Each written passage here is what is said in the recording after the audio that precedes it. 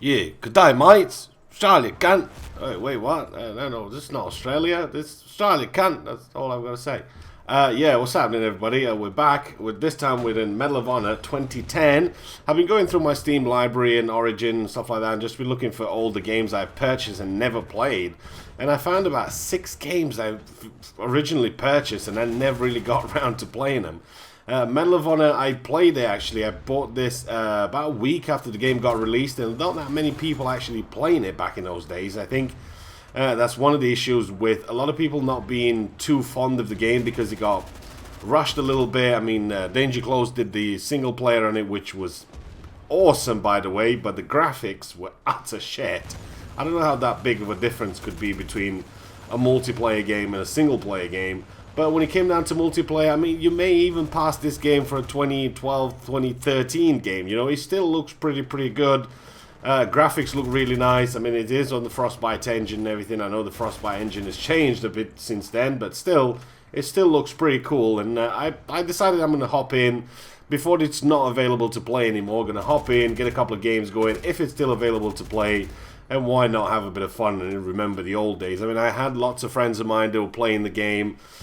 One of the things that this game did sort of wrong, it came out in a Bad Company 2 year. You know, Bad Company, don't bring any games out when Bad Company 2 is coming out because everybody's going to get that. And I was trying here to get that young squire there, tactical waiting with his sniper rifle, but it looks like my mortar failed. And stabby it is then.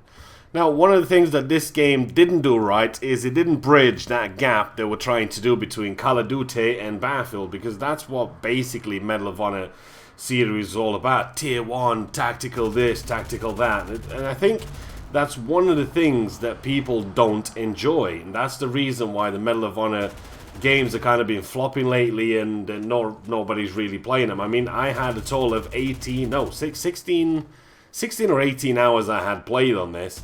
And when it came down to Medal of Honor Warfighter, which came out in 2012, I think it came out, I only had like 20 hours or so on it. It's just not what I wanted to play. And I think it's one of those things that EA or whoever's doing games or whoever's publishing these games these days, the franchise is not dead. It's officially just been put on hold, and eventually they will make another Medal of Honor game. But I think they should just stay away from doing what they've done in the first 2 games. I mean, what do you guys think? What's the one thing, well, the many things, should I say, not just the one thing.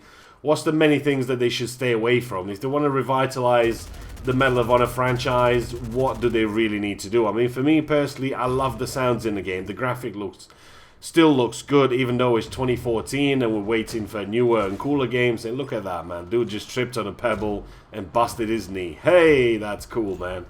But, I mean, you're looking at Medal of Honor and you're looking at Medal of Honor 2010. It's not really the best of the games out there that came, but now you've got Battlefield Hardline coming out next year, which is basically a replacement of Medal of Honor.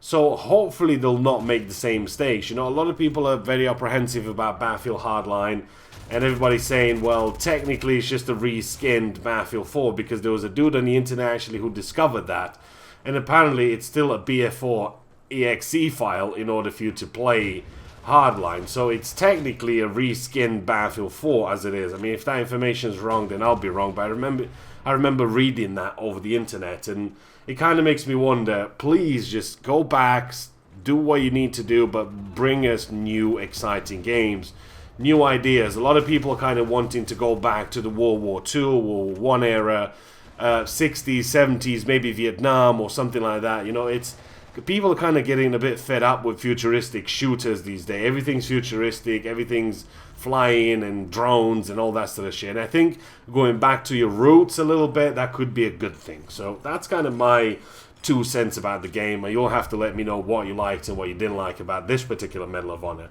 But before we end the video, you might remember I attended a Battlefield 4 zombie lobby thingy. It was pretty late for me. It was like 4 o'clock in the morning, but nevertheless I stayed up in order to get a couple of prizes out to you guys, and that includes a $20 Origin gift card, so you get to buy your favorite game for a $20 discount, and also 1 coolermaster Eisberg unit. So that is cooler units, liquid cooled and all that sort of fancy shit. Is going to be linked in the description.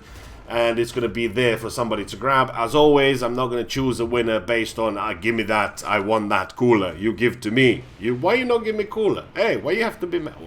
I'll just pick somebody who's been posting comments and liking videos in previous videos, and that's it. That's it for my Medal of Honor 2010. Game is still going, still a few servers left to play, so you can still play if you want to. That's it for me. Out.